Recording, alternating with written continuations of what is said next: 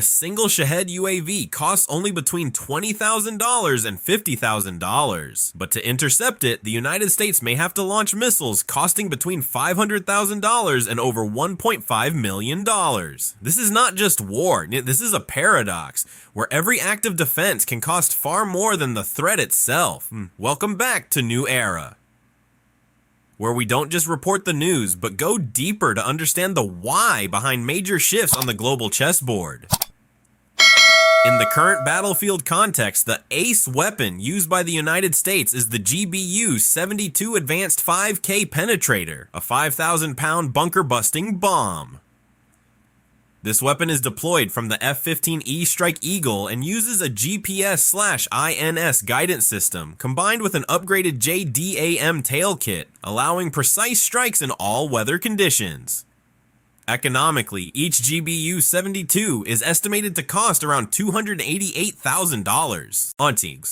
Although more expensive than conventional guided bombs, it is still considered an optimal solution due to its ability to penetrate dozens of meters of soil and reinforced concrete, destroying deeply buried targets that previously required cruise missiles costing millions of dollars or multiple coordinated strike runs.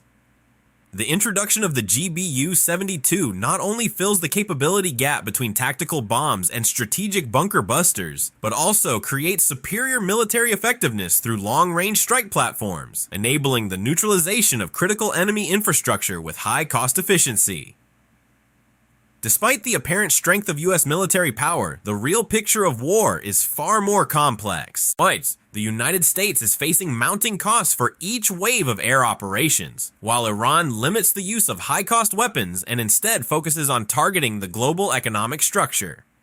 The key question is whether the US is truly building an effective strategy to defeat Iran. In your view, is this a military victory or the beginning of an attrition trap that the United States is being forced into?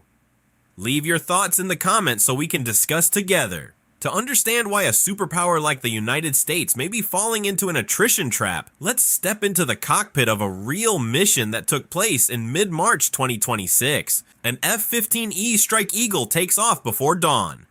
No lights, no unnecessary sound, only the steady vibration of engines in the dark. Under its wings, not just a bomb, but the GBU-72 Advanced 5,000-pound Penetrator, a steel mass weighing over 2 tons, designed to penetrate, not explode on the surface. This is not a conventional bombing mission. The F-15E is not a B-2 Spirit, but it is fast enough, flexible enough, and capable of carrying this weapon. That alone suggests the target ahead is far from simple. Before the F-15E arrives, MQ-9 Reapers have already been there for hours. They fly so high they are nearly invisible, yet they transmit every coordinate, every smallest signal. At many moments, the pilots understand one thing. These UAVs are shaping the battlefield. They don't just find targets. They define strike zones, deep underground facilities believed to be near strategic coastal routes around the Strait of Hormuz and key points like Karg Island. These are not random targets. They are directly linked to missile control, logistics, and regional military operations. When reaching the release point, everything happens quickly. No countdown, no shouting, just a slight vibration. The GBU-72 detaches. The JDAM kit begins adjusting trajectory. The bomb drops almost vertically. Speed increases, gravity does the rest. It does not explode immediately. It penetrates soil. It penetrates concrete. It penetrates every protective layer. The hard target void. Sensing fuse activates at the precise moment. An explosion occurs deep underground. But shock waves are contained, completely neutralizing the underground infrastructure. This is the most dangerous moment. The aircraft turns sharply, accelerates, and exits the area immediately. On the screens, signals begin to appear. Not fighter jets like Su-35, not direct combat, but smaller, cheaper, and more unpredictable threats. UAVs like Shahed appear as scattered points. To intercept them, ground systems may use Patriot PAC-3 or THAAD. Each launch has its cost. Not just tactical, but economic. Below, the sea is far from calm. A 10 Thunderbolt II aircraft fly extremely low, almost touching the water. The GAU-8 cannon is deployed to block fast boat approaches, forming a brutal close-range defense barrier. Further out, Arleigh Burke-class destroyers deploy the Aegis combat system. They track and lock targets for long-range interception. A multi-layered defense is formed. But the battlefield is not only what we see. At times, radar begins to flicker. Data becomes unstable. Some analyses suggest UAVs or cruise missiles like Quds, one may be targeting surveillance systems. When radar is degraded, the Patriot loses accuracy. Aegis loses part of its vision. When you cannot see clearly, every decision becomes harder, slower, and more expensive.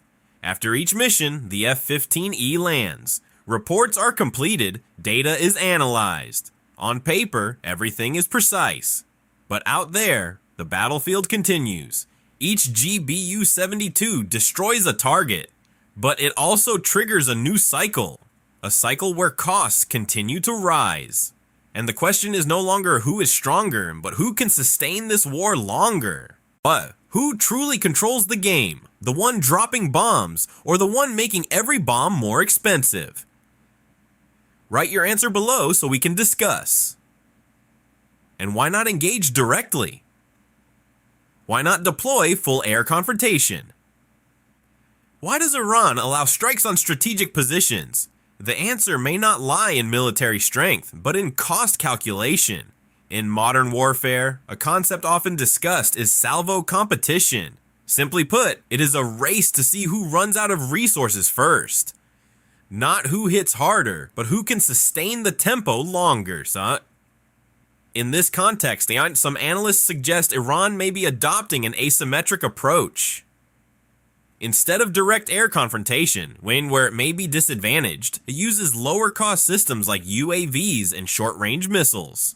The objective is not necessarily immediate destruction, but continuous pressure.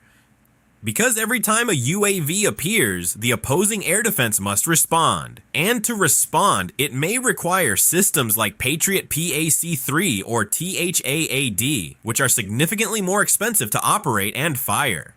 Some defense estimates suggest interception costs can exceed the value of the target itself. This creates a paradox. The defender, even when successful, pays more each time. If this cycle repeats long enough, financial pressure accumulates.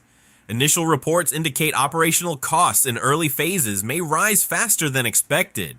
Exact figures vary, but the trend is clear. Costs are escalating. Meanwhile, Iran's response may extend beyond military actions.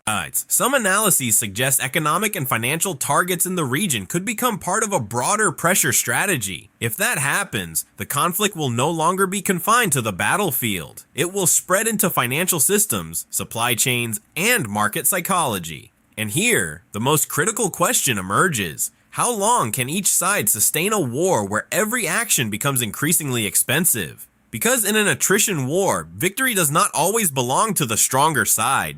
It may belong to the one who forces the opponent to pay more for longer. Looking at the Strait of Hormuz, beyond warships and military targets, a more serious reality is unfolding. Tens of thousands of commercial sailors and hundreds of ships that are effectively trapped or restricted in movement amid escalating tensions.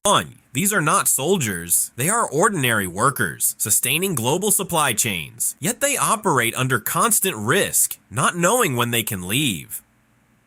When shipping is disrupted, energy markets react, oil prices fluctuate, transport costs rise. This impacts millions of people through fuel prices, goods, and cost of living. Even with powerful weapons, major powers cannot fully control the economic and social consequences. This creates a painful paradox. Those not directly involved in the conflict suffer the most. Modern conflict no longer causes only physical destruction. It spreads into everyday life across the globe. The conflict involving Iran may not be purely military, but an attrition war is where financial cost and economic pressure become decisive factors. If so, the final outcome may depend on endurance, not just military operations.